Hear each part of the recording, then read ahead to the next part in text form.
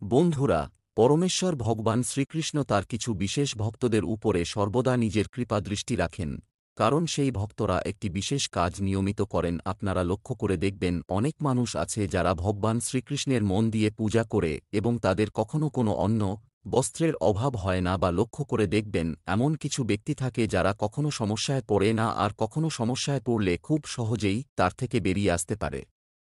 আসলে এর পিছনে রয়েছে ভগবান শ্রীকৃষ্ণের আশীর্বাদ।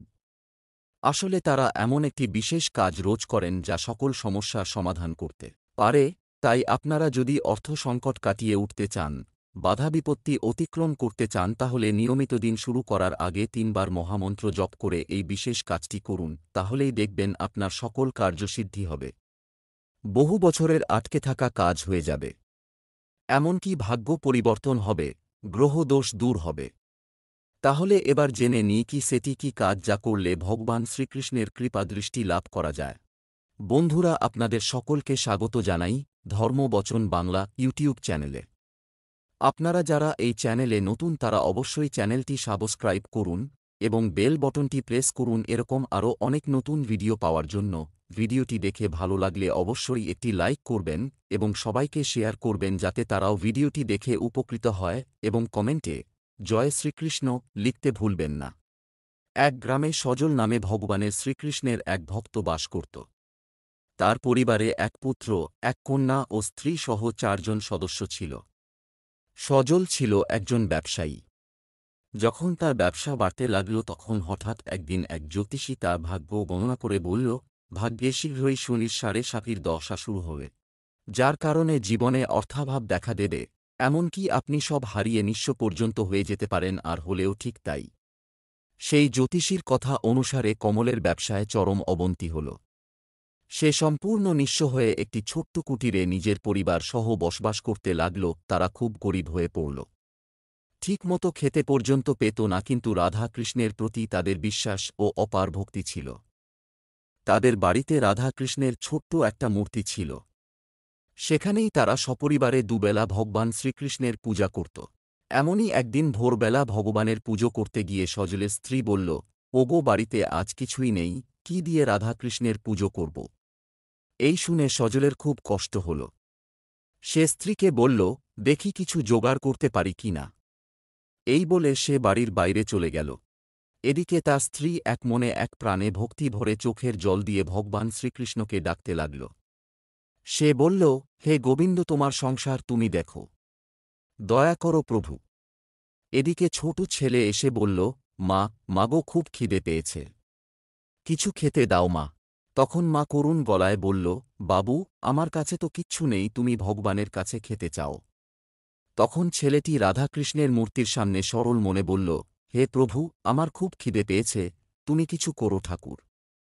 এদিকে সজল শহরে পৌঁছানোর পর দিন মজুরের কাজ পেল এবং ভগবান শ্রীকৃষ্ণকে মনে মনে কৃতজ্ঞতা জানাল। তারপর সেই কাজ করে খুব সামান্য অর্থ উপার্জন করে পূজার সামগ্রী ও ডাল কিনে নিয়ে বাড়ি ফেরার সময় ক্লান্ত হয়ে একটি গাছের তলায় বসল এবং খিদের কষ্টে ঘুমিয়ে পড়ল। ঘুমের মধ্যে স্বপ্নে একটি দৃশ্য দেখল সজল, একটি বিশাল মন্দিরের গর্ভগৃহে শ্রীকৃষ্ণের। একটি বিশাল মন্দিরের গর্ভগৃহে শ্রীকৃষ্ণের একটি মূর্তির সামনে সে বসে আছে এবং তুলসী পাতা ভগবানের চরণে অর্পণ করে সে পূজা করছে। তারপর সে দেখল পূজা সম্পন্ন হওয়ার পর সেই তুলসী জলের সঙ্গে সে সেবন করছে। এই স্বপ্ন দেখা মাত্রই সজলের ঘুম ভাঙল এবং সে ছুটল তার কুটিরের দিকে। তার কুটিরের সামনে এক বিশেষ ধরনের তুলসী গাছ ছিল। সে সঙ্গে সঙ্গে সেই গাছের পাতা তুলে এনে স্নান করে শুদ্ধ পোশাকে ভগবান শ্রীকৃষ্ণের চরণে তুলসী পাতা অর্পণ করে পূজা করল এবং পূজা করার পর সেই পাতা জলের সঙ্গে সপরিবারে সেবন করল। তারপর সজল ও তার পরিবার ভগবানকে কৃতজ্ঞতা জানিয়ে খুব তৃপ্তি ভরে চাল ডাল ফুটিয়ে খেল। তারপর থেকে সজল ও তার পরিবার নিয়মিত ভগবান শ্রীকৃষ্ণের চরণে তুলসী পাতা অর্পণ করে তারপর সেই তুলসী জলের সাথে সেবন করত। নিয়মিত ভগবানের চরণে তুলসী পাতা অর্পণ করার ২ মাসের মধ্যেই কমলের ব্যবসায় পুনরায় উন্নতি হল আর ধীরে ধীরে তাদের আর্থিক কষ্ট দূর হতে লাগল। তারপরে একদিন তাদের দারিদ্রতা সম্পন্ন দূর হয়ে গেল। বন্ধুরা, তুলসীর মধ্যেও রয়েছে প্রকারভেদ। ২টি তুলসী গাছের পাতাকে ভগবানের পুজোয় শ্রেষ্ঠ মনে করা হয়। সজল এই বিশেষ ধরনের তুলসী পাতা ভগবানের চরণে অর্পণ করত, আর সেই বিশেষ ধরনের তুলসী পাতার নাম হল রাম তুলসী ও শ্যাম তুলসী। এই তুলসী পাতা ভগবানের সর্বাধিক প্রিয়, তাই পুরাণে ভগবান শ্রীকৃষ্ণের চরণে এই ধরনের তুলসী পাতা অর্পণ করার কথা বলা হয়েছে। বন্ধুরা, মহাভারতে শ্রীকৃষ্ণ যুধিষ্ঠিরকে তাঁর প্রিয় ফুলের কথা জানিয়ে বলেন, প্রভুর পদ্মফুল অন্যান্য ফুলের চেয়ে 1000 গুণ বেশি প্রিয় এবং পদ্ম ফুলের চেয়ে তুলসী 1000 গুণ বেশি প্রিয়।